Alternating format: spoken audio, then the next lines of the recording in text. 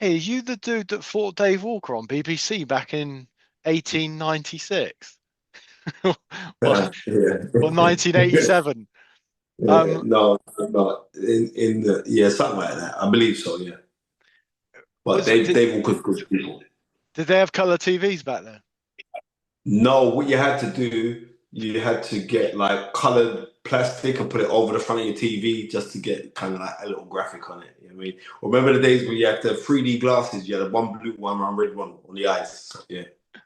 But people still talk to you about the Dave Walker fight often. They do. And I'm grateful, that people still remember that fight. It was a very good fight. I mean, we got like mad viewers, like 5 million it got on BBC that day. So yeah, they still and the major thing is like everyone knows that me and Dave Walker are very, very close friends. So I mean, you kind of get it. I mean, there's camaraderie inside of boxing that we have our own fan club, and sometimes people come out of that fan club. Well, when fighters are fighters, then it's something that is an intrinsic kind of bond that we have that not many people understand. But I could tell you this, and I know we're going to talk about James Cook, but as soon as we're touching the subject, I can tell you now, like when my mother passed, and it's kind of crazy because it's on the 10th of this month, it's 3 years since my mom passed. And Dave Walker came to the funeral. But then Dave Walker, because he came with Harry Sr., because he's actually looking after Harry Sr., who was like, when I was at the when I was at the Lynn, Harry Sr. was literally one of my seniors, who was a super heavyweight. And Harry, as we know, he had a stroke, but Dave really looks out for him. Like them two are bosom buddies. So Dave does everything for Harry. And so Dave all came to the funeral. As he came to the funeral afterwards for the reception, Dave put on the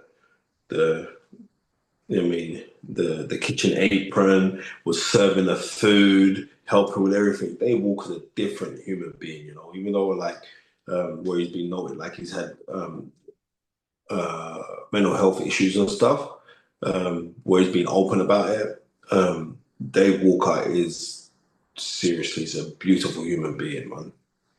Hey, and also from a fight perspective, you having that Dave Walker fight in your back pocket and being in a fight of that where you have to show so much heart, no matter what people say to you or about you afterwards, you can show them, you can send them the link to that video and say, if you can say whatever you want, but look at my heart, look at my courage. You like that's a great thing to have in your back pocket, right? You're being too kind. You know what? I understand. Like now, you got to be real with things. I'm not a child anymore. Like my ability in the gym was never ever shown on fight night. Everyone knows my ability in the gym was. I'm not boasting. I would say like go and ask James Cook. He will tell you my ability in the gym was ridiculous. But I also know like sometimes when certain things can come a little bit too easy to you, you take it for granted, and then you think you can do things and cut corners. But a lot of it's got to do with self belief.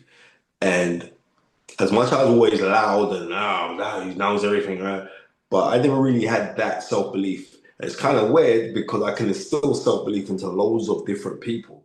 But at the time when I was fighting, I used to have a lot of doubts and reservations. Sometimes because things used to come very, very easy for you, you don't respect it, especially when you're around it or you're around guys who did really, really good things in the pros. Then you become vicarious. You kind of live their lives as well. And that's because you've got a love for him. But a lot of people don't understand that. They misconstrue that. But as you get older, you realize like the major thing is learning that um, happiness is not a destination, it's actually a way of life. So you got to be happy with yourself first. And then after being happy with yourself, you can motivate yourself to do anything. But we live and we learn. But the reason why I was talking about Dave Walker is because, as we know, James Cook, MBE, former super middleweight and super middleweight European and British champion, he passed away. And Michael Watson comes to see him last week Wednesday, right? And it was very touching because Michael Watson coming to see him and like it's mad because them two fought. when Michael Watson was 7-0 and James handed him his first defeat. A lot of people said that Michael was ill for that because Michael still went on to do fantastic things, right? And when Michael was there, coming to see James, he walks in to see James, and James is in the bed now. He's freaking ill with cancer, pancreatic cancer, and he goes to him, "Yeah, I'm ready for that rematch now, James." You know what I mean? And this is the thing of boxing. Why boxing is there is no sport like it. I'm telling you, there's no sport like it. Even though it's kind of changing now with different people throwing money into it and all the rest of it, but the the the beauty of this sport is absolutely beautiful, man. Hey, how far do you and I go back? Do you know? Um, was that before you was on the steroids, or is it after? That's the Do you only know? thing. If you want to wind up, if you want to wind up Chris Dixon, yeah, let me tell you this now, Chris Dixon. Sorry, man. Right, if you want to wind up Chris, just say he's on steroids because he gets really upset. And the only reason why we say the steroids is because you reminded me of Ivan Drago. And if you remember in the Rocky movie, and he's getting ready to train Rocky, and they jab him. That's the only reason why. I know you're a very, very clean, healthy liver, and I see like how your son is looking like the mini Mike Tyson. Now, what the hell? What kind of training is he doing? It's yeah, that's. But It's we go funny. back a The thing very is, because you've been telling me been on steroids for 20 years, haven't you? Do you yeah, remember? Like yeah, right from yeah. the I first do time we remember met. the But first time we met. I said, right, my hairline's still as dodgy now as it was then, though. So it's still hanging in there.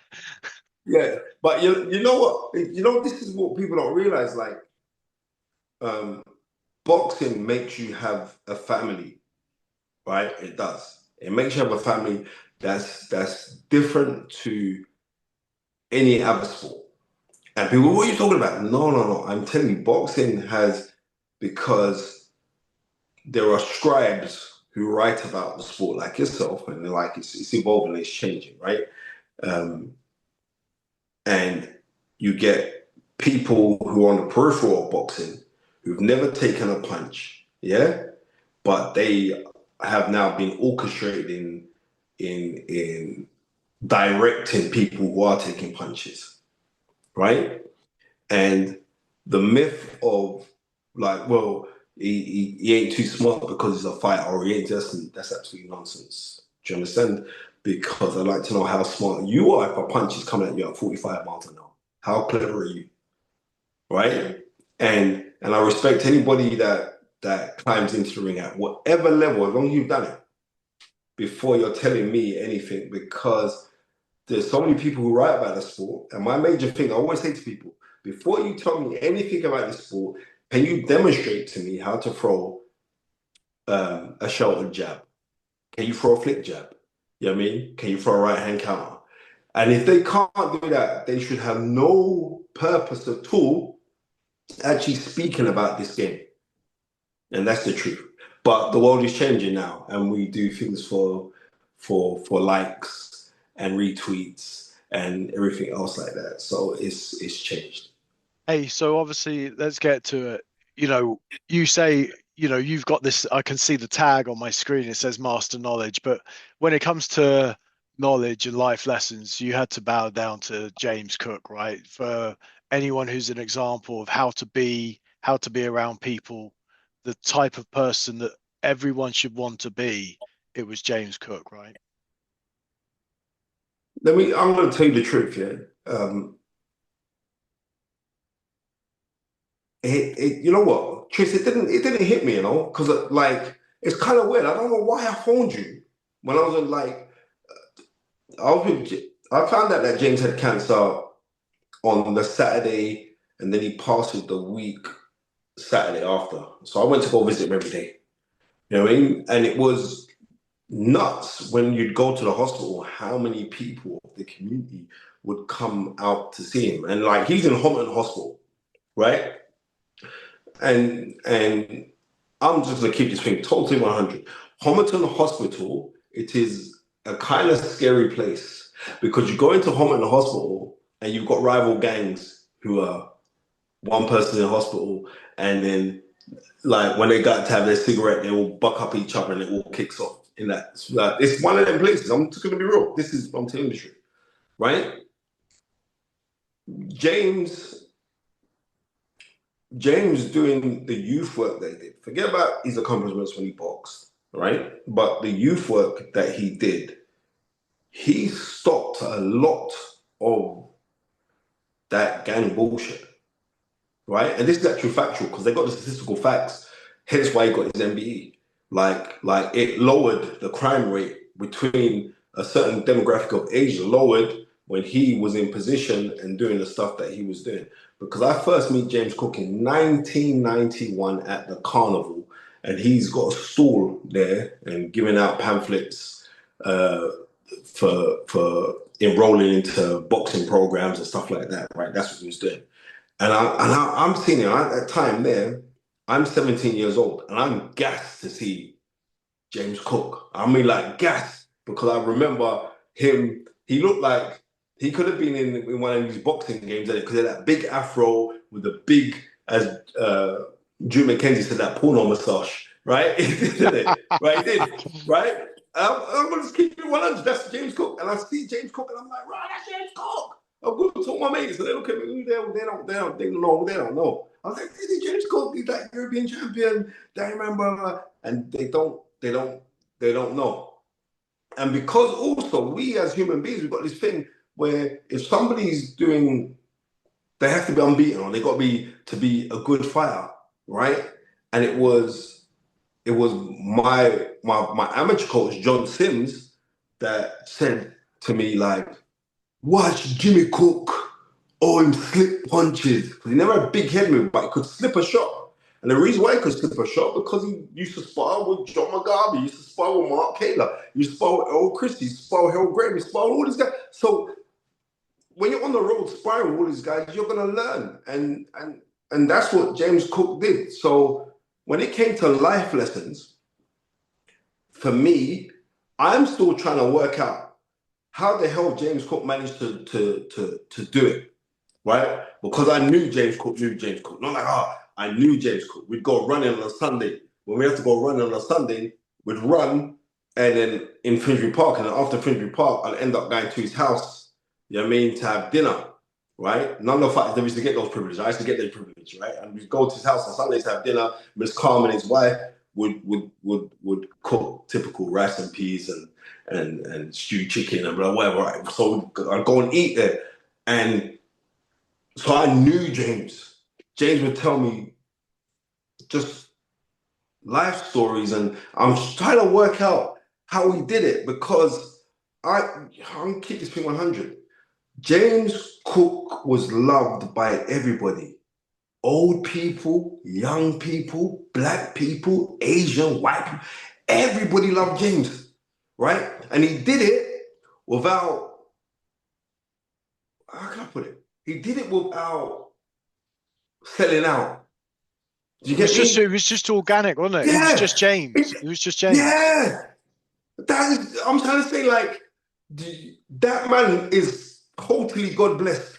Do you know what? I was trying to think of the last time I saw him, and it wasn't that long ago, but I think it might have been at like an awards do or something like that. And I seem to think, when you're at some of these awards do's with the round tables and like you get in a flow of traffic and like there's Yeah. people behind you and you don't want to hold them up and that.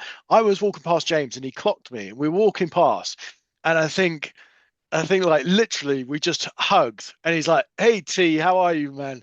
And then like the traffic was so immense, we just carried on. We literally just hugged and just walked on. We didn't need words. It was Yeah. just, and that was James, right? You knew what you were going to get. He was completely consistent every time. Smile, had some time for everybody, and like no words needed because you knew where you stood with him every time, right? Look, James Cook was a sorry human being. He was like, he was immensely supportive. When my mum died, he was immensely supportive, right? And this is what I'm saying, like, we confuse support with financial aid. It's nothing to do with money, Mm. right? It's those little rings up and when someone just phone you up and just check on your well-being and you know what I mean? All right, me P, you good? Everything okay, me P? All right then. And then you put that phone, gone. You know what I mean? That was James Cook, you know? That was James Cook, man. It was like I can't I can't tell you the love that I had for that man. Because when they're here, you realize that you respect him, but you don't realize the great love that you have for him until you can recount on all of the stuff that you've done with him.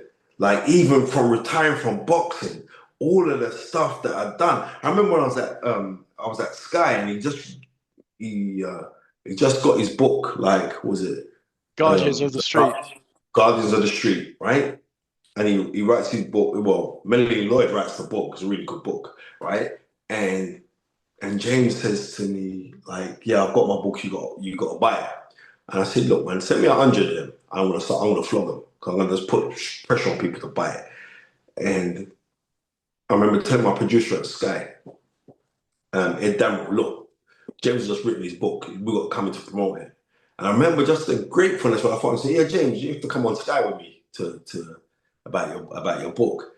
And just the gratefulness, and like he said, "You see, you, Spencer, you've never forgotten about me." I said, "How can I forget about you?" You know what I mean? Even though you use little grass certain times. But anyway, it's never forget. Hey, let me ask you, you said about what he did for the community. Am I right in thinking that the line this time lines up? So obviously in Hackney where Pedro is, it used to be called Murder Mile, right? And now Yep. I remember putting on Instagram when I went and saw James to record the podcast with him at the Pedro. I remember saying, "Oh yeah, went to Murder Mile and met James Cook," and someone pulled me up on it and said, "Look, it's not Murder Mile now; it's a nice place."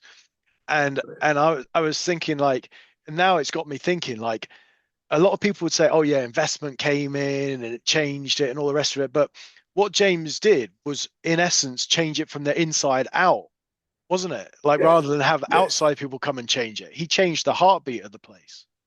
He did change the heartbeat of the place. And it was simply because when you got a community and then you got community spirit and the people, I don't think, you know what, it's so easy, like not realizing like James didn't get financial rewards off of the back of what he did, right? He didn't do that for it. Because, like I said, I met James as a 17-year-old. I'm speaking to you now, I'm 50, right? He didn't do it for that. But because he didn't do it for that, James Cook, he enriched lives because he was rich, because he had more than money to give.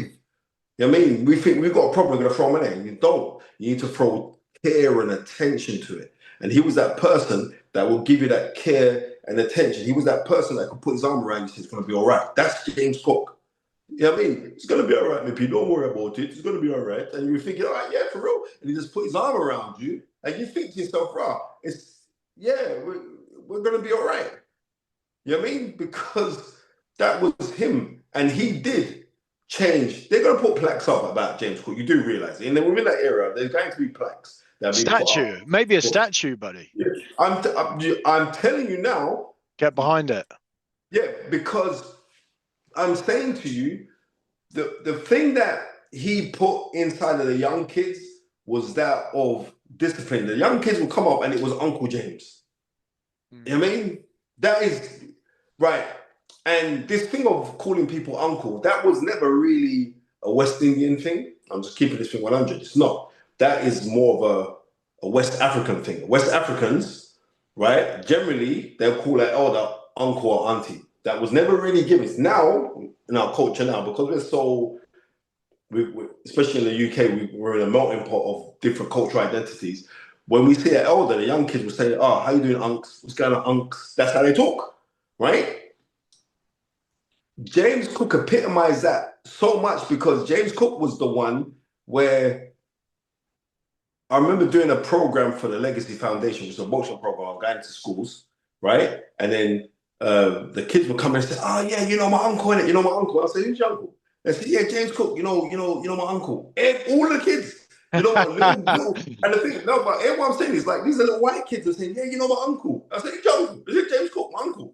This is the beauty. This is what I'm trying to say with James Cook, yeah. Whereas he had this strong Jamaican accent, right? And I'm seeing little white kids, right, who are like, yeah, he's my uncle. Because that is the spirit of James Cook. You know what I mean? And no, you could. I'm seriously. They should. James Cook could have solved race relations in this country a long time ago. I'll tell you, swear to God. Because look how you speak about him, Tris.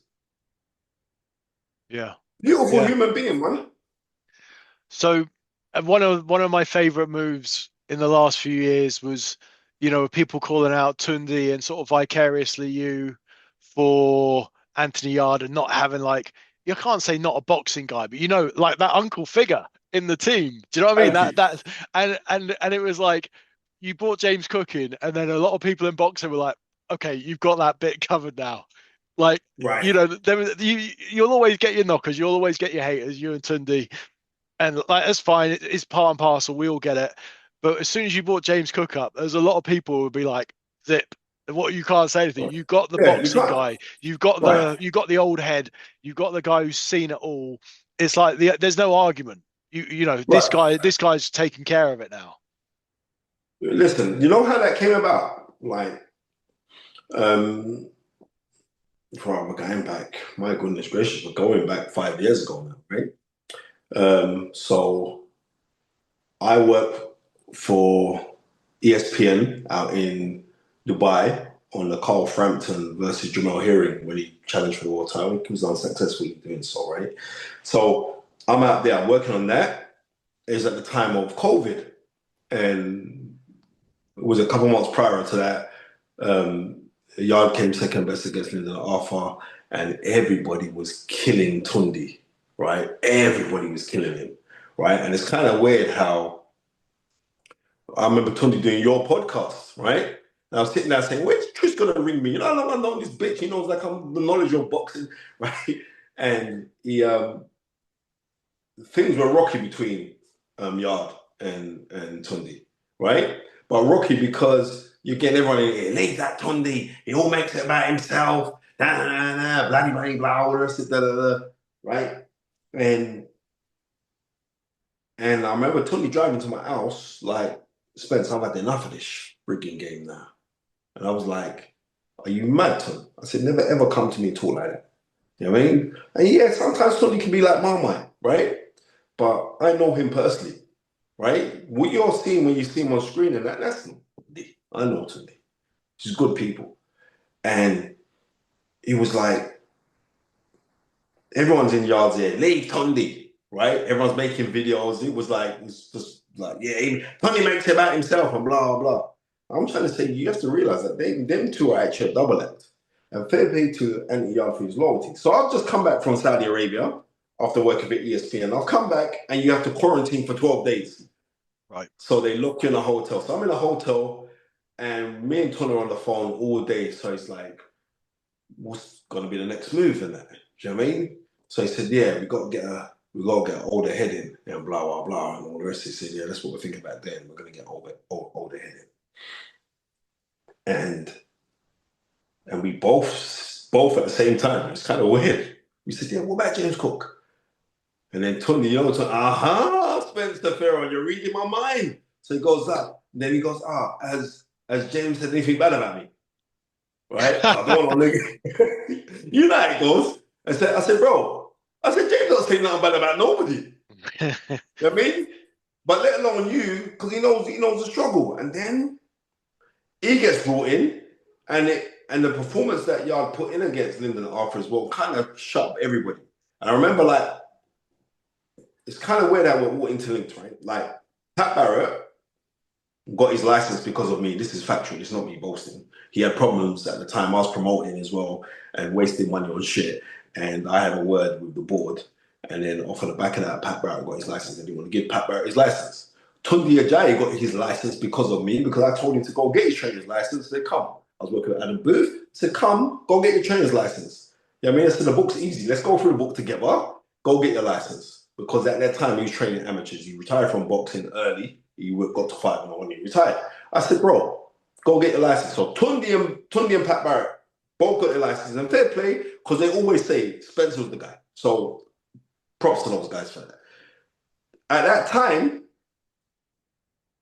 when they were going back and forth with each other, remember, like Pat was, look, I'll punch you in your face and all the rest of it. Yeah, I hated that because that was kind of hurtful to me because even though you're in a rival camp, but Pat's still my brother. Tundi's still my brother. So I didn't like when them two were going at it. And it was James that kind of pulled them together and said, listen to me, yeah? You gotta understand. When we are men of color in a country that we're the minority, we have to behave a certain way. And that's not the way to behave. And that was kind of deep to me. You know what I mean? That touched me. Because like James, no, I'm gonna have a word with all of them. That we can't, we mustn't be able to do. We got to carry ourselves a certain way. You know what I mean? And that's really stuck out to me. And then to see what they've gone on to go and do, just different. Because the last time I saw James when he wasn't in the hospital was at the presser for the Eubank Ben fight, right? And he comes to the presser and he just looked frail and weak, right? And he goes, and I see him and I'm saying, James, you see, you're shagging too much. You lost too much weight, James. So he's laughing. Ah, me P, don't worry, me P. I'm okay. I'm okay. And I was saying like, nah, you don't look right. And I was saying to Tom, what's going on with James? James don't look right, man. And he was like, nah, I don't know, son. I don't know. So then a month has gone by. As the months go by now, James Cook had his Pedro boxing show, which he wasn't present because on the Friday, his daughter, I think it was Jamie, that phoned the ambulance from and he went to hospital. So when James is in the hospital now, I'm getting emotional now, you know what I mean? So when James is in the hospital, it gets out, and then Tundi phones me, said, "Oh yeah, oh everyone knows that James has got cancer." So I said, "Wait, and James got cancer. When did you know, Tundi?" And he goes like like 3 weeks ago. I said, "What hospital is he in?" So I'm not gonna lie to you, I'm angry because I'm close to James, right?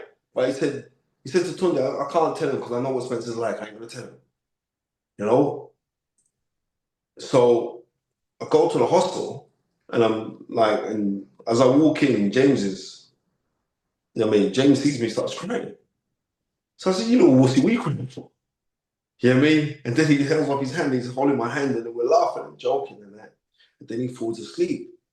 So I said, Miss Carmen, to his wife, I said, I saw James on a Thursday before the fight, the Eubank Ben fight.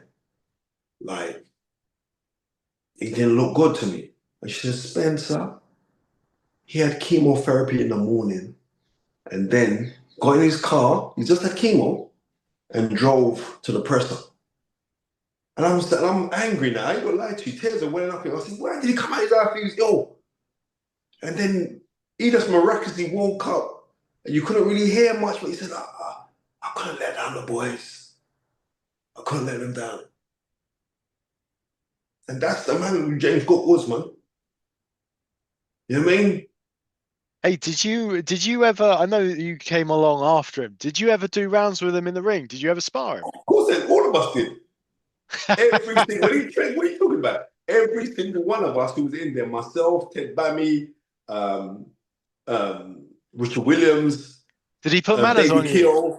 Did he put Yeah, manners on you, or did you take liberties? nah. You know what? Yeah, James was limited. This is James. James was far with you, right? James, because you know he had like a Tommy Hearns jab. Tommy Hearns is his hero, you know that, right? So he had this Tommy Hearns jab, but James just said, "Come on, like we got headgear on. He wouldn't have headgear. And he said like, but if you hit me, I'm gonna kill you. So you couldn't. So you're moving around. You know what you do things to keep in shape. But yeah, he used to pummel at his jab. So if you could block his jab, he was in good stead. So yeah, we used to spar a lot. We used to spar a lot with James, but it was never serious. But I tell you, who did spar with James, and we're going back. And um, at that time, James Cook is European champion. So we're going 91. Mark Prince, right? Because I remember James was telling me as well. Um, so Mark Prince was banging out everybody in the amateurs. I know if you remember when Mark Prince, when he came in the amateurs, I don't think you were born then, Chris. Yeah, but anyway, when Mark Prince was in the amateurs, right, Mark Prince was banging out everybody. He went on a run. I remember he banged out Chris Oko from my gym. That was a big thing because Chris was our club captain. And then he knocks out Monty Wright, who was the club captain at the time for Repton. So imagine this kid from North London was just knocking out heads. So he knocked out Chris and he knocked out Monty Barrett. Everyone's talking about this Mark Prince. And Mark Prince went down to spar with James Cook. And you know what Mark's like? He talks like that, Mark. He's like, yeah, I went in there, Spence. I went in there to think he won't be able to handle my power. And he got a rude awakening. You know what I mean? James just scored him. He said, like, I learned boxing that day. What is it? Do you like? What do you think? It's so easy to end an interview and say, "Oh, what's his lasting legacy?" But obviously, it extends beyond boxing, and it extends beyond the Pedro. I don't really know. I don't really. This is an interview. Like, I don't really know how to wrap it up, Spence. Why don't you tell me like, if you've got like, if you got a story when James had you in hysterics? I'm sure there were loads of them because James had a good sense of humor, didn't he? He did have a good sense of humor. And I would say, sorry, I was got to tell you the story. Listen, James Cook, right, had a massive whopper, right? And I'm just telling you the truth. I'm just telling you the truth. And I'm black. And I'm saying, yeah, right? And he would, and I told his wife on his wedding day, because when I was giving a speech, I said, look, when James passes, if he passes before me, don't give me nothing else. Just leave me that in the will. All right. But I'm old now, so I won't be able to use it. But like, I remember there was a time, because James used to train Takaloo as well, right? And so this is like 96, 97. Um, and I go down to the gym and we're all finished training and we're going to the showers. And I go into the showers and James Cook just walked in and took his towel off, right? And I said, bro, I'm going home dirty tonight. for getting on shower with you. But yeah, I've got Oh so God. many stories. But the one that James tells everyone, we used to go running regularly. So 1999, I started working with James and I'm going running with James. I'm off and we go running and I used to do bridge runs. And the bridge runs we used to do bridge runs. And I go out and do the bridge runs and James would pick me up like 5:30 in the morning to go on a run, right? And we'd go from Kennington, we'd go right from London Bridge, Lambeth Bridge, Vauxhall Bridge, Battersea Bridge, and back. So it must be about 6, 7 miles. Every morning I'd go out running, I'd see a homeless person on the road. Right? It's mad. I can't even remember the guy's name. His name was Thomas. Old guy. And I always give him money. I don't know if he's still alive or not. I'd always run by and I'd have a little change him. I'd just give it to him. You know what I mean? And you're all right, Spence, keep going. We keep on carrying on. Every morning I'd beat James on a run. And James can run, right? A lot of people say, I spent too long training that. I could run. I was a very good runner. I don't know what super juices James was on that morning, but James just off and he was leaving me. And this poor old homeless guy sees James Cook run by and he goes to James Cook, like, morning, Spence. And James Cook goes, no, no, no, Jimmy Cook, Spencer's all the way down there. And he's broken. So, yeah. But let's know the things, man. But I'm going to keep this thing 100. I'm telling everybody, and I told his wife, you will not find a church hall big enough to hold his funeral because I know the well wishes that he's already received. You will not find a place big enough to hold that because I've seen when James has birthday parties, like his birthday party, his wife's birthday party, and everybody comes out, the whole community, everybody, and seriously, James Cook actually should be the United Colours of Benetton. That's James Cook. And that's what I could say. If I was to, I like Ron McIntosh was speaking to me, yeah, and he was saying, I remember when James met Ron's mum at my mum's funeral, and just the way how attentive he was to the elderly, looked how he looked after Ron's mother, and he was saying, I'm not going on like I'm God or anything, but if I think anyone's going to get straight heaven at anyone that I know, and I have to concur with this as well, it's got to be James Cook. Straight heaven. Yeah, yeah. Well, Spencer, look, I really appreciate you doing this. I know it's been a rough few days, so thanks for taking the time to do it. And yeah, it's tough for the boxing community, but especially those who he touched so much over the years, mate. And sympathies with you and all the lads, Tundi, Yard, the likes of Derek Williams, Ian Napa, all those guys that he had such a big influence on. Like it's an endless list, and even if he didn't train them, there's no way that he didn't influence them. I definitely think without a cheap pot, I definitely think if there's ever anyone who deserves a statue in a place, James Cook outside the Pedro or anywhere in the middle of Hackney, it's got to be him, surely.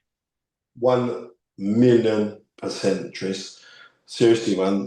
Thank you so much. And also, let me tell you, Derek Williams came to the hospital, right? On He was driving up to the hospital, and Derek Williams was bringing these dominoes to play dominoes with James because that's what they do, right? And he's taking it really bad. But everybody that I know who's taking it bad, I'm taking it bad. It's like I wake up, like this morning it hit me badly, right? But Derek is taking it really, really badly, right? Really badly. So, you know what I mean? What I gotta Well, say is, I know when I went to when I went to the Pedro to speak to Derek, like I wasn't expecting to see James as well. I'd already been and seen James, but like James was just floating around, like he was just like, I mean, they were just like brothers, weren't they? All day. yeah, yeah, definitely. Because they used to go to school together. Mm, So even though James is a few years older than Derek, but they used to go to the same school together in Peckham. And the legend of James Cook is like from when he was even young, he was the best fighter in school from early. He was one of them ones there, right? So yeah, James is an incredible human being, man. He was absolutely an incredible human being that touched so many people's lives, and yeah, he just transcended who he was meant to be, and that's the truth. yeah. All right, mate. Well, look, thanks for joining me, and let's leave it there. But Yeah. let's speak Love my again bro. soon. Thanks, Spencer. Take Take care. care. God bless, bro. All right. Bye-bye. Later. Bye.